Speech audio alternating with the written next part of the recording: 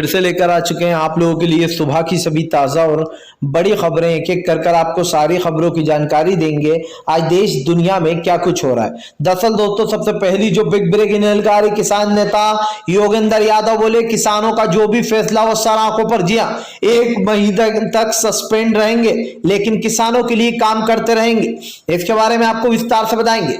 वहीं पर दोस्तों, अगली बिग ब्रेकिंग में हम आपको बताएंगे राहुल गांधी का केंद्र सरकार पर बड़ा हमला, बोले अपनी पीठ थपथपाना बंद करे केंद्र सरकार। जी हाँ, पहली लहर में 100 करोड़ वैक्सीन लगाने पर खुश ना हो, जो दूसरी लहर में लोगों की जान गई उसकी जिम्मेदार केंद्र सरकार ही थी। इसके बारे में भी आपको विस्तार से बताएंगे। वहीं पर दोस्तों, लखीमपुरी वाली घटना पर डीआईजी का तबादला, लोग बोले फिलहाल मिट्टी डाली जा रही है जी लखीमपुरी घटना पर। इसके बारे में भी आपको विस्तार से बताएंगे। वहीं पर दोस्तों, वानखेड़े पर नवाब मलिक का बड़ा हमला, बोले फिलहाल केंद्र सरकार के हाथों की कठपुतली है समीर वानखेड़े। और समीर वानखेड़े एक समझ ले कि मैं किसी के बाप से नहीं डरता। जी हाँ, जबरदस्त तरीके से नवाब मलिक ने हल्ला बोल दिया। इसके बारे में भी आपको विस्तार से बताएंगे। वहीं पर दोस्तों, रवीश कुमार का मोदी सरकार पर बड़ा हमला, बोले मोदी जी लोगों को झूठ बोलना बंद कर दें। जी हाँ, देश की जनता को बेवकूफ बनाया जा रहा है 100 करोड़ वैक्सीनेशन पर। इसके बारे में भी आपको विस्तार से बताएंगे। वहीं पर दोस्तों, अगली बिग ब्रेकिंग में हम आपको बताएंगे दोस्तों, जी हां, दरअसल दोस्तों आपको बता दें आरजेडी का, जी हां दोस्तों, आरजेडी और कांग्रेस हुए अलग अलग, अकेले 40 सीटों पर चुनाव लड़ेगी कांग्रेस। इसके बारे में भी आपको बताएंगे दोस्तों, गठबंधन टूट गया। वहीं पर दोस्तों, अगली बिग ब्रेकिंग में हम आपको बताएंगे दोस्तों, जी हां, दरअसल दोस्तों आपको बता दें धीरे धीरे कर कमजोर हो रही है भारतीय जनता पार्टी, ये डूबती भी नहीं है, इसमें कोई पैर न रखे। जी हां, अखिलेश यादव का बड़ा ऐलान, इसके बारे में भी आपको विस्तार से बताएंगे। वहीं पर दोस्तों, किसान आंदोलन से सुर्खियां बटोरने वाली पूनम पंडित, जी हां दोस्तों, पूनम पंडित अब कांग्रेस में शामिल हो गई हैं। इसके बारे में भी आपको विस्तार से बताएंगे। वहीं पर दोस्तों, किसान नेता राकेश टिकैत बोले दिवाली आ रही है, पर्दे तो बदलने ही थे, इसीलिए जो है मेक ओवर कर रहे हैं पूरे टेंट का। दरअसल दोस्तों, मजाकिया अंदाज में राकेश टिकैत ने हमला बोल दिया भाजपा पर। इसके बारे में भी आपको विस्तार से बताएंगे। वहीं पर दोस्तों, अगली बिग ब्रेकिंग में हम आपको बताएंगे दोस्तों, जी हां, दरअसल दोस्तों आपको बता दें पेट्रोल डीजल की बढ़ती महंगाई को लेकर रणदीप सुरजेवाला का मोदी सरकार पर बड़ा हमला, बोले फिलहाल देश में पेट्रोल डीजल के दाम लगातार बढ़ते चले जा रहे हैं, सरकार कहां है इन मुद्दों पर बात करने के लिए। इसके बारे में भी आपको विस्तार से बताएंगे। वहीं पर दोस्तों, अगली बिग ब्रेकिंग में हम आपको बताएंगे किंग खान को फंसाने के लिए और किंग खान के बेटे को और जेल में सड़ाने के लिए वानखेड़े जुटा रहा है झूठे सबूत, ताकि आर्यन खान को और रखा जा सके दोस्तों जेल में कुछ दिन। इसके बारे में भी आपको विस्तार से बताएंगे। तो सारी खबरें दोस्तों एक एक कर देंगे। फिलहाल से चलिए बढ़ते हैं सबसे पहली और सबसे बड़ी खबर की ओर। दरअसल दोस्तों आपको बता दें तीनों कृषि कानून को लेकर भड़के किसान नेता राकेश टिकैत की मोदी सरकार को चेतावनी, बोले हम तो यह आंदोलन खत्म करना चाहते, सरकार बोले वो ये आंदोलन खत्म कराएगी या नहीं। राकेश टिकैत ने कहा कि सरकार चाहती नहीं कि यह आंदोलन खत्म हो। किसान नेता राकेश टिकैत ने बताया कि सरकार जानबूझकर इस आंदोलन को कमजोर करने में लगी हुई है। इधर दूसरी तरफ दोस्तों आपको बता दें राकेश टिकैत ने साफ कर दिया कि फिलहाल वो इस आंदोलन को खत्म करना चाहते हैं, लेकिन सरकार इस आंदोलन को खत्म नहीं कर रही है, क्योंकि दोस्तों किसान नेता राकेश टिकैत ने पहले ही कहा था कि जब तक तीनों काले कानून वापस नहीं होंगे तब तक ये आंदोलन भी खत्म नहीं होगा। राकेश टिकैत ने कहा कि हमें भी यहाँ बैठने में मजा नहीं आ रहा है, अगर सरकार इन तीनों काले कानून को वापस लेती है तो किसान हमेशा के लिए अपना टेंट हटाने को तैयार है। राकेश टिकैत ने बताया कि सरकार जानबूझकर जो यहाँ पर यह मामला दबाने की कोशिश कर रही है और वो जानबूझकर किसानों को बदनाम कर रही है। दोस्तों एक के बाद एक अब घटनाएं बताई जा रही हैं, जो कि ये बताया जा रहा है कि भैया निहंग सिखों द्वारा हमले हो रहा है, लेकिन दोस्तों ये सारी की सारी चाल भाजपा की है। राकेश टिकैत ने कहा कि सरकार कभी नहीं चाहती कि किसान आंदोलन आगे बढ़े, लेकिन सरकार एक बात समझ ले कि आंदोलन तो आगे बढ़ेगा। राकेश टिकैत ने कहा इस आंदोलन को कोई भी खत्म नहीं कर सकता। आपको बताता चलूं दोस्तों, किसान नेता राकेश टिकैत के इस बयान के बाद सोशल मीडिया पर आग सी लग गई है। राकेश टिकैत के इस बयान ने हड़कंप मचा दिया।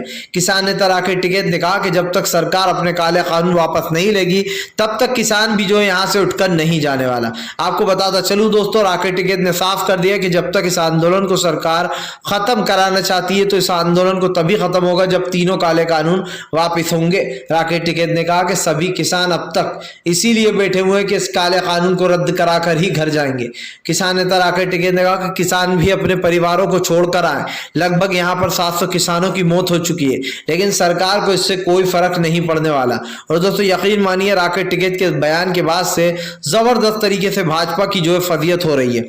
फिलहाल खैर चलिए हम बढ़ते दोस्तों एक और अगली एक ब्रेकिंग की तरफ। बता दोस्तों अगली जो बड़ी खबर निकल कर आ रही है, राहुल गांधी का केंद्र सरकार के ऊपर बड़ा हमला। बोले अपनी पीठ थपथपाना बंद कर दे मोदी सरकार। जी हाँ, दूसरी लहर में जो लोगों की जाने गई है उसकी जिम्मेदार केंद्र सरकार। दरअसल दोस्तों आपको बता दें, राहुल गांधी ने केंद्र सरकार पर बड़ा हमला बोलते हुए कहा है कि भारतीय जनता पार्टी 100 करोड़ वैक्सीनेशन की खुशी मना रही, लेकिन कभी उसने सोचा कि दूसरी लहर में कितने लोगों की जान गई थी। दोस्तों राहुल गांधी की बात को देखा जाए तो राहुल गांधी की बात झूठी भी नहीं है। आपको बताता चलूं दोस्तों, अब तक न जाने कितने लोगों की जान जा चुकी है, और जान जाने का मतलब भी दोस्तों आप समझिए भाजपाइयों की उल्टी गिनती शुरू हो गई है, क्योंकि दोस्तों अब तक 700 किसान शहीद हो चुके हैं। किसानों ने साफ कर दिया कि जब तक इन तीनों कृषि कानून का अंत नहीं होगा किसान जो यहाँ पर वापस नहीं जाने वाला। वहीं दूसरी तरफ राहुल गांधी ने कहा कि फिलहाल वैक्सीनेशन पर खुशी मनाने वालों ने 700 किसानों की जान ले ली बिना कुछ करे हुए। राहुल गांधी ने कहा कि केंद्र सरकार चाहे किसान हो या फिर कोरोना में जाने वालों की जान सबकी एक ही होती है।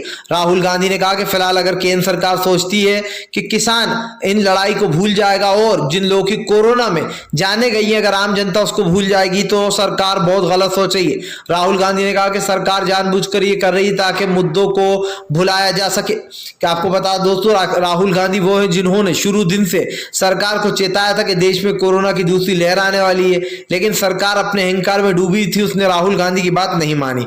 और दोस्तों जिसका असर यह हुआ कि राहुल गांधी की बात ना मानने का असर के पूरी तरीके से जो है यहाँ पर दोस्तों आपको बता दूं कोरोना की दूसरी लहर में कई जाने चली गई। लाशें दोस्तों लाशें जो है यहाँ पर गंगा में तैरती नहीं, लेकिन प्रधानमंत्री नरेंद्र मोदी को कोई फर्क नहीं पड़ा। इससे साफ दिखाई देता है दोस्तों कि सरकार सिर्फ अपने बारे में सोचती है ना कि दूसरे के बारे में। अब आज जब दोस्तों इतनी ज्यादा 100 करोड़ इनका कहना है कि 100 करोड़ जो वैक्सीन लग गई हैं उस पर खुशियां मनाई जा रही हैं, लेकिन दोस्तों सोचिए उन लोगों का क्या जिन लोगों ने अपने परिवार के किसी ने भाई को खो दिया, किसी ने अपने बाप को खो दिया। जी हाँ, इस तरीके की बातों को भुलाया नहीं जा सकता है। और प्रधानमंत्री नरेंद्र मोदी ने एक भी ट्वीट नहीं किया था दोस्तों। ये आज भी मुझे याद है जब कोरोना की दूसरी लहर में कई लोगों की जाने गई थी तो प्रधानमंत्री चुपचाप बैठे हुए थे। फिलहाल खैर चलिए हम बढ़ते हैं दोस्तों एक और अगली बिग ब्रेकिंग की तरफ। बता दोस्तों अगली जो बड़ी खबर निकल कर आ रही है, योगेंद्र यादव बोले किसानों का हर फैसला सर आंखों पर, जी किसानों का हर फैसला मानेंगे। दरअसल दोस्तों आपको बता दें योगेंद्र यादव ने किसानों के फैसले का समर्थन कर दिया। योगेंद्र यादव ने बताया कि दरअसल वो बीजेपी नेता के घर पर क्यों पहुंचे थे। दरअसल दोस्तों योगेंद्र यादव का कहना है कि जान चाहे बीजेपी नेता की जाए या फिर दोस्तों किसान की जाए या आम जनता की जाए, जान तो जान होती है। इसीलिए योगेंद्र यादव ने कहा कि हम बीजेपी नेता के घर भी सहानुभूति जताने के लिए पहुंचे थे और उनको भी ये बताने के लिए कि किसान आपके भी साथ है।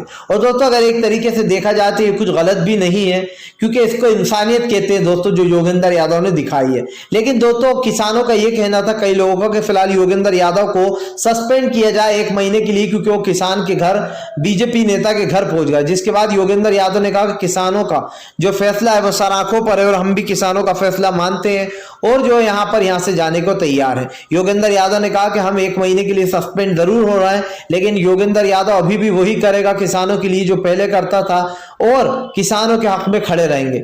योगेंद्र यादव ने साफ कर दिया कि फिलहाल वो आंदोलन जरूर छोड़ रहा है दोस्तों, लेकिन फिलहाल किसानों का जो मुद्दा है वो पूरी तरीके से वो इसी तरीके से उठाते रहेंगे। और योगेंद्र यादव ने यह भी बताया है कि आने वाले दिनों में किसान एक बड़ी महापंचायत करने वाला है दोस्तों, जिसके बाद भारतीय जनता पार्टी की पूरी तरीके से एक्सपोज हो जाएगी। योगेंद्र यादव ने कहा कि बीजेपी किसी भी हालत में नहीं चाहती कि किसान अपने मुद्दों पर लड़े, लेकिन किसान भी अपनी आखिरी तक लड़ेगा। योगेंद्र यादव ने कहा कि बस सरकार एक बात अपने दिमाग में अच्छे से बिठा ले कि किसान तब तक यहां से नहीं जाएगा जब तक कि उसको जो है यहां पर इंसाफ नहीं मिल जाता। बेसिकली दोस्तों इंसाफ से योगेंद्र यादव का मतलब है कि जब तक किसान के तीनों काले कानून वापस नहीं हो जाते तब तक किसान यहां से उठकर नहीं जाने वाला। साफ दिखाई दे रहा है दोस्तों कि सरकार जो है वो पूरी तरीके से विफल हो रही है किसान के सामने, क्योंकि किसान जो अपने मुद्दे उठा रहा है दोस्तों वो बहुत ही ज्यादा स्ट्रोंग है। सबसे पहली बात तो ये कि सरकार लखीमपुरी वाली घटना के बाद ही बुरी तरीके से गिर गई है दोस्तों, क्योंकि ये साफ दिखाई दे रहा है कि सरकार के पास कोई मुद्दा बचा नहीं है। किसानों से उलझने के लिए खालिस्तानी बोल चुकी है, आतंकवादी बोल चुकी है सरकार किसानों को। अब क्या परपंच अपनाएगी, अब क्या चाल चलेगी फिलहाल। खैर चलिए हम बढ़ते हैं दोस्तों एक और अगली बिग ब्रेकिंग की तरफ। बता दोस्तों अगली जो बड़ी खबर निकल कर आ रही, किसान आंदोलन से सुर्खियां बटोरने वाली दोस्तों पूनम पंडित हुई कांग्रेस में शामिल। जी हाँ, दरअसल दोस्तों आपको बता दें बीते दिन अजय कुमार लल्लू के नेतृत्व में दोस्तों आपको बता दें पूनम पंडित ने कांग्रेस को ज्वाइन कर लिया। दोस्तों आपको बता दें पूनम पंडित वो लड़की थी जिनको न सिर्फ किसान आंदोलन से काफी प्रशंसा मिली, बल्कि दोस्तों उनको लोगों ने काफी पसंद भी किया उनकी बातों को। अब दोस्तों आपको बता दें पूनम पंडित जो वो कांग्रेस में शामिल हो चुकी है उत्तर प्रदेश में, जिसके बाद दोस्तों साफ दिखाई दे रहा है कि फिलहाल आज जो युवा लोग हैं दोस्तों वो कांग्रेस को चुन रहे हैं, क्योंकि युवाओं को एक चीज साफ दिख रही है दोस्तों कि भारतीय जनता पार्टी का एक ना एक दिन अंत होना ही है, और ये अंत दोस्तों बहुत जल्दी हो जाएगा, क्योंकि फिलहाल साफ दिखाई दे रहा है कि बीजेपी की जो रणनीतियां वो लोगों को पसंद नहीं आ रही है। बीजेपी कितनी कोशिश कर ले दोस्तों, अब युवा बीजेपी से दूरी बना रहा है। जो खास कर दोस्तों युवा लोग हैं वो कांग्रेस को ज्यादा ज्वाइन कर रहे हैं। ऐसे में पूनम पंडित का दोस्तों कांग्रेस में आना ये इस बात का संकेत है कि फिलहाल किसान आंदोलन को मजबूती देने वाली पूनम पंडित ने कांग्रेस का हाथ थाम लिया, क्योंकि कांग्रेस एक ऐसी पार्टी है जो किसान आंदोलन को शुरू से उठा रही है फिलहाल। खैर चलिए हम बढ़ते हैं दोस्तों एक और अगली बिग ब्रेकिंग की तरफ। बता दोस्तों अखिलेश यादव ने बीजेपी नेता की उड़ाई धज्जियां। दरअसल दोस्तों आपको बता दें उपेंद्र यादव जो है उन्होंने पेट्रोल को लेकर दोस्तों एक बेतुका बयान दिया था। भाई बीजेपी के नेताओं के दोस्तों बयान तो आप जानते ही कैसे बेतुके बयान होते हैं। अब उपेंद्र पटेल ने भी दोस्तों एक बेतुका बयान दिया था, जिस बयान में उन्होंने कहा था कि फिलहाल 95% यानी कि 95% लोगों को पेट्रोल की कोई जरूरत ही नहीं है, 95% लोग पेट्रोल यूज ही नहीं करते। बताइए दोस्तों पेट्रोल 95% लोग यूज ही नहीं करते। किसका कहना है? उपेंद्र यादव का दोस्तों। लेकिन उपेंद्र यादव लगता है ये भूल गए कि जो आम जनता बसों में सफर करती है, जो आम जनता टैक्सियों में सफर करती है, उसमें पेट्रोल और डीजल ही डलता है दोस्तों, ना कि वो घासलेट से चलती है, ना कि वो पानी से चलती है। तो उपेंद्र यादव के इस बयान पर दोस्तों अखिलेश यादव ने जमकर मजे लिए। अखिलेश यादव ने कहा कि बीजेपी नेता अब अपनी कार में जो है यहाँ पर पेट्रोल नहीं डलाएंगे, क्योंकि इनको कोई फर्क नहीं पड़ता कि पेट्रोल महंगा हो या सस्ता। दोस्तों अब की बार दरअसल पेट्रोल पे लोगों का गुस्सा इसलिए भी फूट रहा है क्योंकि मोदी सरकार रुकने का नाम ही नहीं ले रही है। पहले पेट्रोल दोस्तों 100 के पार गया, अब की बार 150 के पार, क्योंकि दोस्तों 117 रुपए लीटर पेट्रोल इससे 2 दिन पहले था, उसके बाद अब 118 रुपए लीटर पर पहुंच चुका है। लगातार डीजल के भी दाम बढ़ते जा रहे हैं दोस्तों। गैस की टंकियां पहले ही जो है यहाँ पर भारी दामों पर बेची जा रही है। इससे साफ दिखाई देता है कि भारतीय जनता पार्टी अपने आप को दोस्तों बचाने के लिए देश को झोंक रही है। सिर्फ ये बताना चाहती है बीजेपी के देखो हम जीडीपी बढ़ा रहे हैं, लेकिन दोस्तों जीडीपी बढ़ कब रही है? इतना लोगों से पैसा लूटने के बाद, पेट्रोल डीजल में लूटने के बाद भी सरकार के पास कोई तत्व नहीं है दोस्तों कि वो फिलहाल कार्यकाल बिल्कुल सही निभा रही है। ये साफ है दोस्तों कि सरकार हर मोर्चे पर फेल है। भारतीय जनता पार्टी ने देश की जनता को सिर्फ दोस्तों धोखा दिया और धोखे के अलावा कुछ नहीं दिया। इस बात की सच्चाई आप लोगों के सामने है और ये साफ दिखाई दे रहा है। इसीलिए अखिलेश यादव ने कहा कि बीजेपी के नेता बेतुके बयान देते हैं और इन्होंने जिस तरीके से उत्तर प्रदेश में महंगाई फैलाई है, अब उत्तर प्रदेश की जनता को भी बीजेपी की जरूरत नहीं है। जी हाँ दोस्तों, अखिलेश यादव ने भी कटाक्ष कर दिया। अखिलेश यादव ने कहा कि जैसे भाजपा नेता को लगता है कि 95% लोगों को पेट्रोल की महंगाई से कोई फर्क नहीं पड़ता, वैसे अब बीजेपी को भी समझ लेना चाहिए कि उत्तर प्रदेश की जनता को भी जो यहाँ पर कोई फर्क नहीं पड़ता कि बीजेपी रहे सत्ता में या ना रहे। दोस्तों ये बयान अखिलेश यादव का वायरल हो रहा है। साफ दिखाई दे रहा है कि बीजेपी दोस्तों पूरी तरीके से खत्म हो चुकी है। जी हाँ, इस वक्त बीजेपी के पास कोई और मुद्दा बचा नहीं है, इसलिए दोस्तों वो इस तरीके की बेवकूफी की बातें कर रही है। और ये दोस्तों साफ हो जाता है कि फिलहाल बीजेपी कुछ भी कर ले सत्ता में दोबारा नहीं आएगी फिलहाल। खैर चलिए हम बढ़ते हैं दोस्तों एक और अगली बिग ब्रेकिंग की तरफ। बता दोस्तों अगली जो बड़ी खबर निकल कर आ रही, नवाब मलिक का दोस्तों समीर वानखेड़े और केंद्र सरकार पर बड़ा हमला। बोले फिलहाल इनका बाप कौन है? जी हाँ, बताओ तुम्हारा बाप कौन है और तुमसे ये करवा रहा है।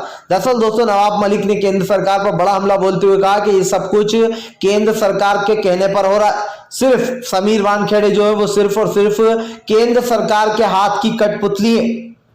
आपको बताता चलूं दोस्तों, नवाब मलिक ने कहा कि हमारे पास और भी सबूत है, वो भी हम खोलेंगे। समीर वानखेड़े बताएं कि वो दुबई में क्या कर रहे थे, दुबई में क्या करने गए थे और किस तरीके से लोगों की जासूसी की जा रही थी, वो ये भी बताएं। आपको बता दोस्तों, नवाब मलिक ने कहा कि समीर वानखेड़े एक बात समझ ले कि मैं किसी के बाप से नहीं डरता, बताओ तुम्हारा बाप कौन है और कौन तुमसे करवा रहा है। जी हाँ, यानी कि दोस्तों जो समीर वानखेड़े से करा रहा है नवाब मलिक, उसको समीर वानखेड़े का बाप कह रहा है कि तुम्हारे पीछे कौन ऊपर आदमी है जो तुम्हारा बाप है। और नवाब मलिक ने यह भी कहा कि नवाब मलिक किसी के बाप से डरने वाला नहीं है। जी हाँ, वो इसी तरीके से सच्चाई उठाता रहूंगा मैं। नवाब मलिक ने दोस्तों भारतीय जनता पार्टी की पोल खोलने का पूरा इंतजाम कर लिया, क्योंकि नवाब मलिक के पास दोस्तों बड़े सबूत है, जिसके बाद ये साबित हो जाएगा कि बीजेपी और दोस्तों समीर वानखेड़े कैसे सुपर स्टारों को, बॉलीवुड के स्टारों को झूठे केसों में फंसा रहे हैं। और ड्रग्स का मामला दोस्तों ये मान लीजिए कि अगर मैं आपसे सच्चाई बताऊं तो 95% लोग बॉलीवुड के ऐसे होंगे जो ड्रग्स का सेवन करते हैं, और ये बात दोस्तों बॉलीवुड क्या सब लोग जानते हैं।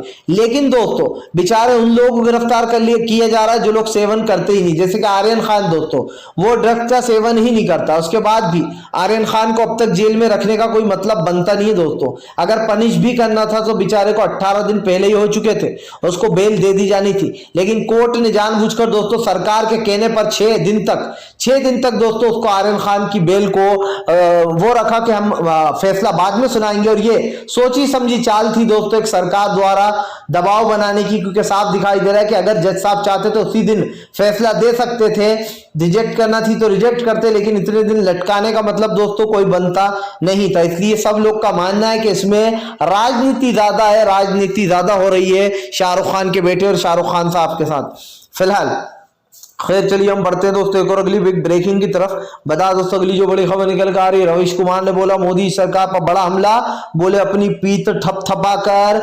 लोगों को गुमराह करना बंद करें। दरअसल दोस्तों आपको बता दें योगेंद्र यादव पर बड़ा हमला बोल दिया।